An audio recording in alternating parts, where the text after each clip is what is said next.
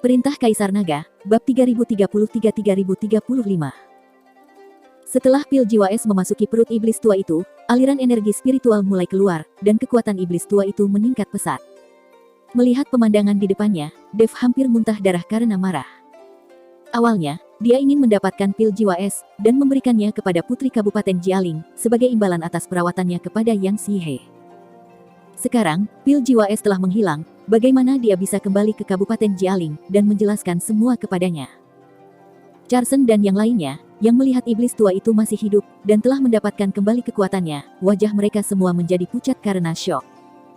Sekarang, Dev terlihat sangat lemah, bagaimana dia masih bisa menjadi lawan iblis tua itu. Apa yang harus mereka lakukan? Sayang sekali, sayang sekali. Pil jiwa es ini digunakan untuk membantu membentuk kembali tubuh fisikku, tapi sekarang, semuanya sia-sia. Semua ini karena kesalahanmu, jadi, aku akan mencabik-cabik tubuhmu. Iblis tua itu menatap Dev dengan marah, penuh dengan keinginan untuk menghancurkan tubuh Dev menjadi berkeping-keping. Dev menggertakkan giginya, dan memegang erat pedang pembunuh naga dengan kedua tangannya. Dia benar-benar tidak menyangka, skill teratas dan terhebat yang telah ditunjukkannya, masih tidak mampu membunuh iblis tua itu.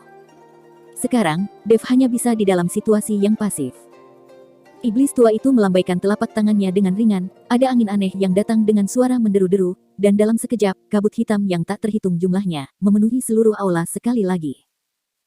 Pada saat ini, Dev tidak bisa melihat jari-jari di depan matanya, dan kesadaran spiritualnya terus dia sebarkan ke area di sekitarnya, tetapi, dia tidak bisa merasakan keberadaan siapapun. Bukankah ini terlihat begitu aneh? Dev mengerutkan kening. Meskipun jika kabut hitam bisa menghalangi pandangan seseorang, tidak mungkin kabut hitam tersebut bisa menghalangi pancaran kesadarannya. Sekarang, kesadaran Dev tidak bisa dirasakan oleh siapapun, seolah-olah tidak ada orang di sekitarnya. Yulian, Gilbert, Sun Tua. Teriak Dev sekuat tenaga, untuk memanggil mereka. Meskipun pandangan dan kesadarannya bisa diblokir, tetapi suara seharusnya tidak bisa diblokir, kan? Dev terus-menerus meneriakkan nama mereka berkali-kali, namun, tidak ada dari mereka yang menjawab sama sekali. Dev mengerutkan kening, dan meninju dengan keras. Tinju emas yang tak terhitung jumlahnya, bergelombang di area sekitarnya. Gemuruh. Bersamaan dengan tinju Dev yang tak terhitung jumlahnya, yang mampu menghasilkan suara gemuruh yang dahsyat, Dev ingin menggunakan angin tinjunya, untuk membubarkan kabut hitam. Awalnya, setelah Dev melepaskan pukulan ini, kabut hitam memang banyak tertiup angin, tetapi dengan cepat, kembali menutupi seluruh aula lagi. Kali ini, Dev merasa sedikit tidak berdaya. Ini ilusi, aku tidak menyangka, dia bisa menggunakan ilusi besar di seluruh altar. Pada saat ini, lelaki tua itu berbicara perlahan. Dalam hal ilusi, kemampuan lelaki tua itu, jauh lebih baik daripada iblis tua. Terlebih lagi, Dev sendiri memiliki asal-usul ilusi, dia tidak pernah menyangka, iblis tua itu bisa menggunakan ilusi kepadanya. Dev melihat sekelilingnya, dan bergegas maju dengan cepat. Tidak peduli kemanapun dia berlari, dan bagaimanapun dia bertindak, pemandangan di sekitarnya persis sama, dan kabut hitam ini, seperti sedang membungkusnya sendirian. Saudaraku, aku tahu bahwa ilusimu sangat kuat, akan tetapi, apakah kamu masih memiliki kemampuan untuk menggunakannya sekarang? Mampukah kamu mematahkan ilusiku? Suara iblis tua itu datang dari segala arah, sangat mustahil untuk bisa mengidentifikasi posisi iblis tua itu, dengan mendengarkan suaranya. Kamu hanya mempunyai kemampuan sebagian kecil dari teknik ilusi, aku akan menunjukkan kepadamu, apa itu ilusi yang sebenarnya. Setelah lelaki tua itu selesai berbicara, dia melihat sekeliling dengan ekspresi serius. Senior, bagaimana mungkin ilusi ini tidak terlihat di mataku? Ilusi Dev juga bagus, jika tidak, iblis tua dan 5 elemen iblis surgawi, tidak mungkin jatuh ke dalam ilusinya. Tapi kali ini, dia sendiri jatuh ke dalam ilusi iblis tua itu, dia tidak menyadarinya, dan dia tidak bisa melihat kekurangan apapun, dari ilusi yang dibuat oleh iblis tua itu. Lelaki tua itu mengamatinya sebentar, dan berkata dengan heran. Orang ini benar-benar memanfaatkan tumpang tindih, antara dua dunia ilusi kita, untuk memahami ilusiku. Sepertinya, dia tidak berdiam diri selama ini. Pantas saja, dia berani menggunakan ilusi di depanku. Dia sudah mengetahui, kita tidak memiliki banyak kekuatan sekarang. Jika kita ingin menerobos ilusi ini, kita harus mempunyai banyak kekuatan spiritual sebagai pendukung. Lelaki tua itu menjelaskan analisisnya kepada Dev. Bisakah kita keluar dari ilusi ini? Dev bertanya dengan heran. Bukan tidak mungkin, semua itu tergantung kepada pemahamanmu. Ilusi terbagi menjadi 3 jenis, yaitu mata tertutup, batin tertutup, dan pikiran tertutup. Kata lelaki tua itu perlahan. Apa yang dimaksud dengan mata tertutup, batin tertutup, dan pikiran tertutup? Dev tampak bingung, meskipun dia mahir dalam teknik ilusi, tetapi tidak ada yang pernah menjelaskannya tentang teori teknik ilusi kepadanya. Sekarang, setelah mendengar apa yang dikatakan lelaki tua itu, Dev sangat tertarik. Dia juga tidak mempunyai master yang mampu menjelaskan semuanya. Dan, lelaki tua ini adalah ahli ilusi, jadi, Dev mendengarkan dengan sangat serius.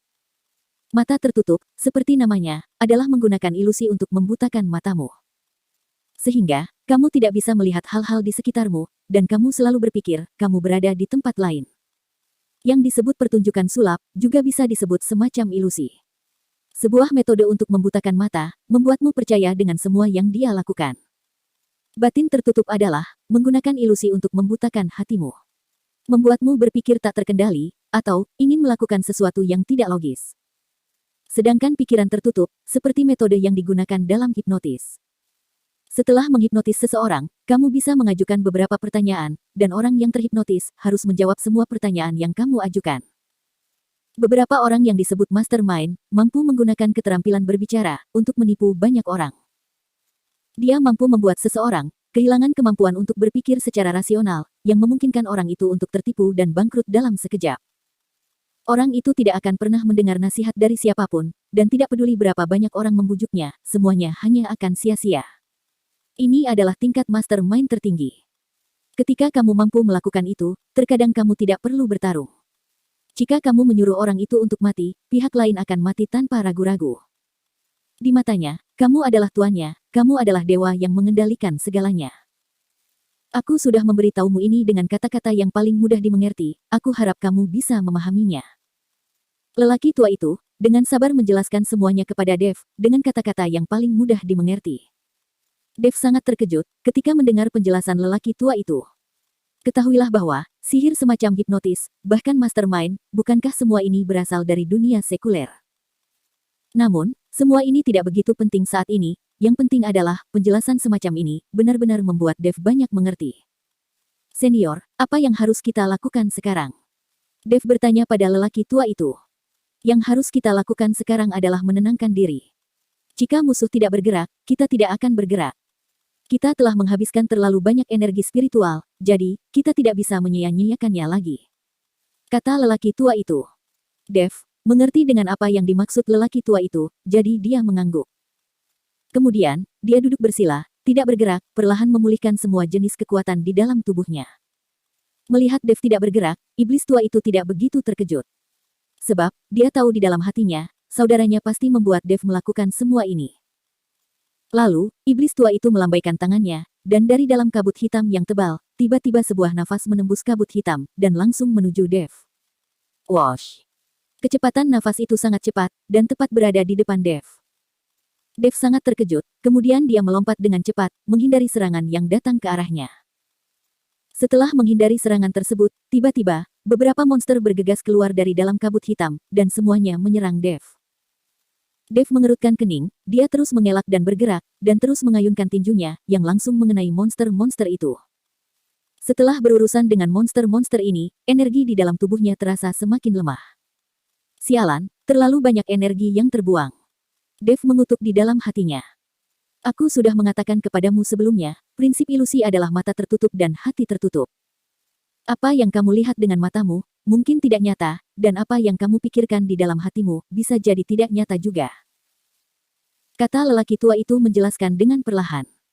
Ketika Dev mendengar penjelasan lelaki tua itu, dia tercengang dan berpikir sejenak. Segera, mata Dev berbinar dan berkata, Senior, aku mungkin telah menyadari sesuatu. Dev sepertinya mengerti apa yang sedang terjadi. Kemudian, Dev duduk bersila lagi, diam-diam memulihkan kekuatannya.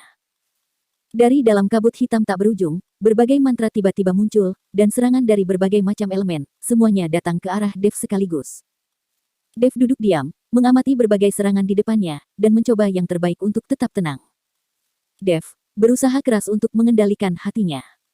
Ketika berbagai mantra datang ke hadapannya, tubuh Dev bergerak sedikit, dan dia secara naluriah ingin menghindarinya. Tunggu. Lelaki tua itu berkata dengan tiba-tiba. Tubuh Dev yang awalnya ingin menghindar, perlahan menjadi tenang. Dia menyaksikan tanpa daya, saat mantra itu menghantam tubuhnya secara langsung. Namun, tanpa diduga, Dev tidak merasakan serangan apapun, dan semua jenis mantra itu, sepertinya menghilang di depan matanya dalam sekejap. Baru pada saat itulah Dev menyadari, hal-hal di dalam ilusi, tidak akan membahayakan dirinya sama sekali. Dev baru saja tertipu, ketika dia melihat serangan yang datang kepadanya, dia secara naluriah mengelak, tanpa memikirkan hal-hal lain sama sekali. Jika Dev terus mengelak dan menghindar, meskipun dia tidak akan terbunuh, dia akan kelelahan sampai mati. Dev sudah menyadarinya, kemudian dia tidak bergerak, dia sama sekali tidak peduli, dengan berbagai serangan magis yang datang kepadanya. Melihat semua ini, iblis tua itu mengerutkan kening, dan kemudian mengubah kabut hitam di sekitarnya, menjadi berbagai macam monster. Monster-monster ini memiliki bentuk yang berbeda, dan terlihat sangat menakutkan, mereka semua berjalan menuju Dev, dengan mulut berdarah dan terbuka lebar. Iblis tua itu, berencana menggunakan monster-monster ini, untuk menakut-nakuti Dev. Hanya saja, Dev menutup matanya, dan tidak melihat monster-monster itu sama sekali. Bahkan, jika monster-monster itu datang di depannya, Dev tetap akan bersikap acuh tak acuh. Senior, meskipun jika kita tidak dalam bahaya ilusi ini, dengan kekuatan spiritualku saat ini, aku khawatir tidak akan mampu menahan serangan iblis tua itu. Ilusi semacam ini tidak berguna bagi kita, lalu, bagaimana kita akan menghadapinya?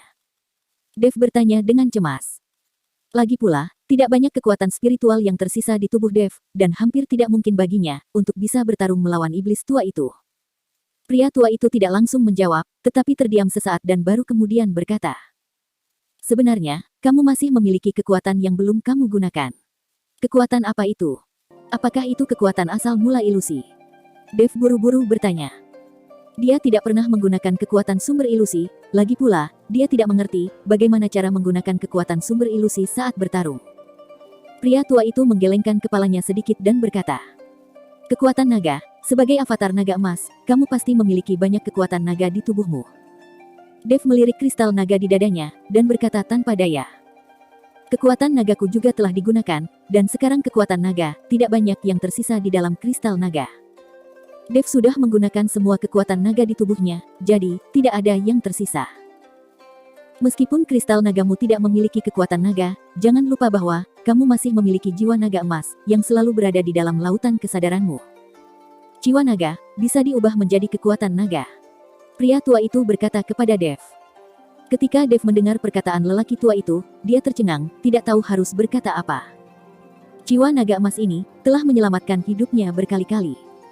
Meskipun Dev tidak pernah berkomunikasi dengan jiwa naga emas, setiap kali dia memanggilnya, jiwa naga emas akan muncul tepat waktu. Sekarang, lelaki tua itu memintanya untuk menyerap dan mengubah jiwa naga emas menjadi kekuatan, yang membuat Dev tidak bisa menerimanya. "Kenapa? Apakah kamu masih ragu-ragu? Jika kamu mati, semua yang ada di lautan kesadaranmu akan musnah." Orang tua itu melihat keengganan Dev. "Senior, aku..." Dev membuka mulutnya, tetapi dia masih tidak berani mengambil keputusan. Dia selalu disebut Putra Naga, dan dia menganggap semua naga sebagai kerabatnya. Dev tidak akan tega untuk menyerap jiwa naga emas, yang akan diubah menjadi kekuatan naga. Dev masih ragu-ragu dalam mengambil keputusan. Dia berpikir bahwa, selama masih ada jiwa, masih ada cara untuk bangkit kembali, tetapi jika jiwanya hilang, naga emas itu benar-benar akan hilang selamanya. Bersambung.